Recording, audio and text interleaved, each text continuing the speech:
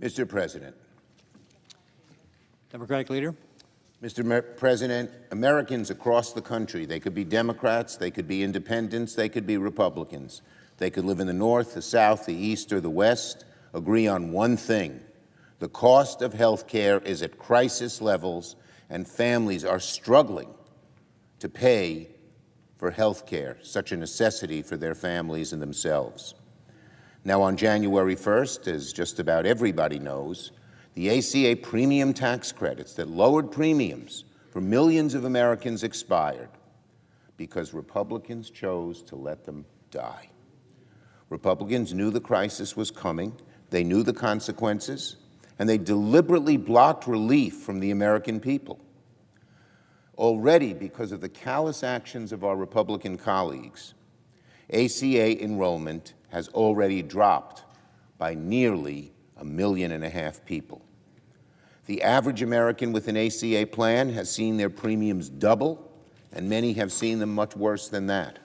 It's outrageous, it's wrong, and Republicans know it.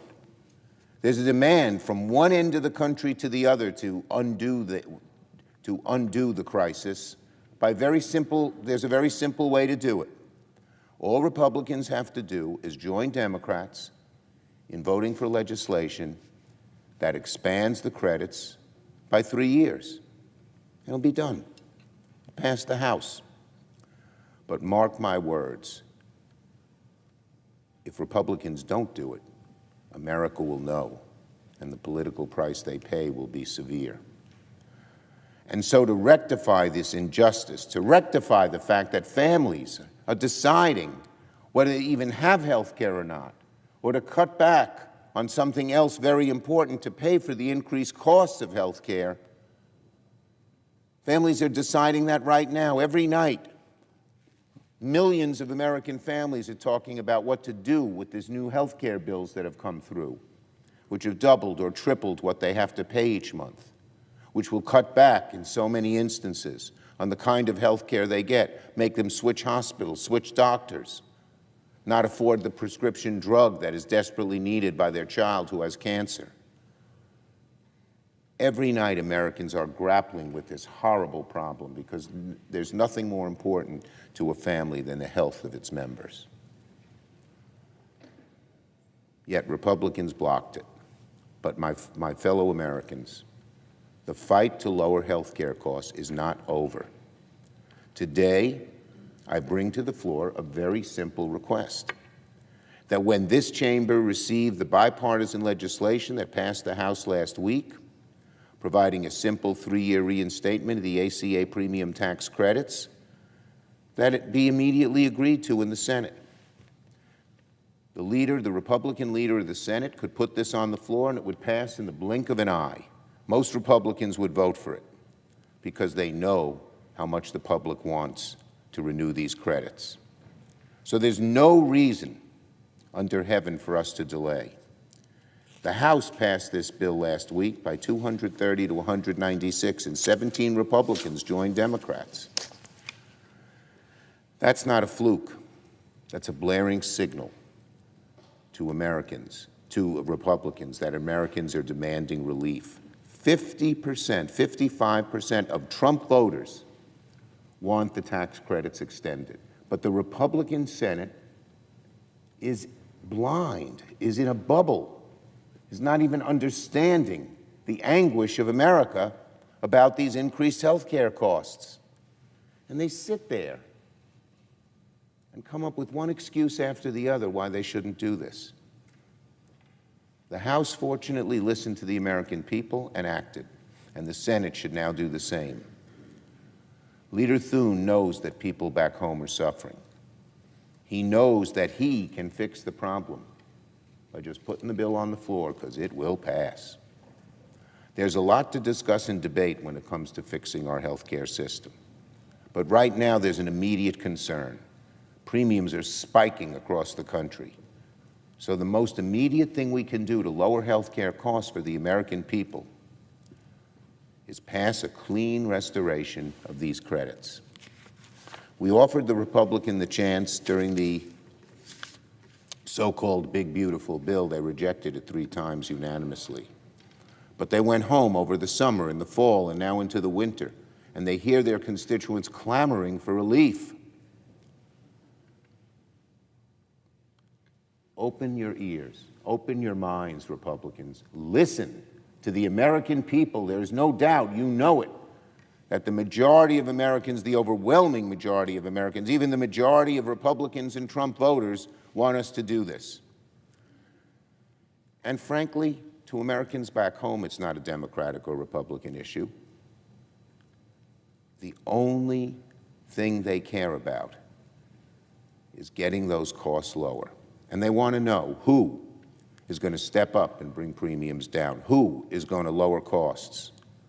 Senate Democrats say in one voice to Americans, we hear you. We have a plan to bring your premiums down. We can pass it through the Senate today, right now, if only the Republicans get out of the way. We're going to keep at this. This issue isn't going away. We're going to fight and fight and fight until we achieve this for the American people, because it is so important. There are other issues Republicans have out there. Some want to block it because they want to extend provisions that hurt women on the issue of abortion. Some want to block it because they want to privatize the system, which would make it even only worse. But it doesn't matter. We can debate all those things down the road. The opportunity is now, right now, to allow this body to unanimously pass this much-needed proposal to extend the credits by 3 years. I urge my Republican colleagues, let this bill pass. Let's give the American people what they so fiercely and rightly demand. Most of all, let's give millions of Americans relief from the sky-high price of these premiums now that the 3-year extension has expired. Americans need it, Americans want it, Americans demand it. It's the only humane and right thing to do. This is another chance for my colleagues across the aisle to rectify their mistake and help the American people with an issue that is at the top of the list for them. And so, Mr. President,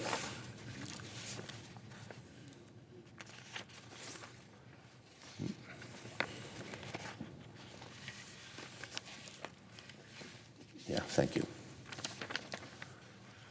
Mr. President, I ask unanimous consent that when the Senate receives H.R. 1834 as passed by the House on January 8, 2026, the Senate proceed to its immediate consideration, that the bill be read 3 times and passed, and that the motion to reconsider be considered made and laid upon the table. Is there objection? Mr. President. Senator from Idaho. Mr. President, reserving the right to object. My colleague's proposal offers nothing new. The Senate has already rejected a so-called clean 3-year extension of the enhanced COVID credits in December. None of the reasons we rejected this measure then have changed. Perpetuating a fraudulent, failed system without reforms is not a solution.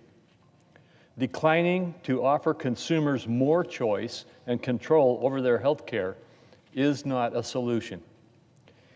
Handing insurers an additional $80 billion of taxpayer money is not a solution. Both sides agree that the costs of health care are too high. We know that years ago, when these credits were created, and again when they were extended, but rather than fix that problem, the credits only exacerbated the underlying issues that are driving up the costs. We cannot continue to rely on the same broken policies to fix those systemic problems. In December, Senator Cassidy and I proposed to begin the process of true health care reform. Directing funds to HSAs controlled by patients instead of insurers would spur competition, prevent fraud, and reduce costs. Unfortunately, my colleagues on the other side of the aisle rejected this proposal. Each side knows what the other side cannot accept. A real solution must respect those boundaries and chart a new path forward. Unfortunately, today's repetitive proposal fails to do so. And for those reasons, Mr. President, I object to the request, and I yield the floor.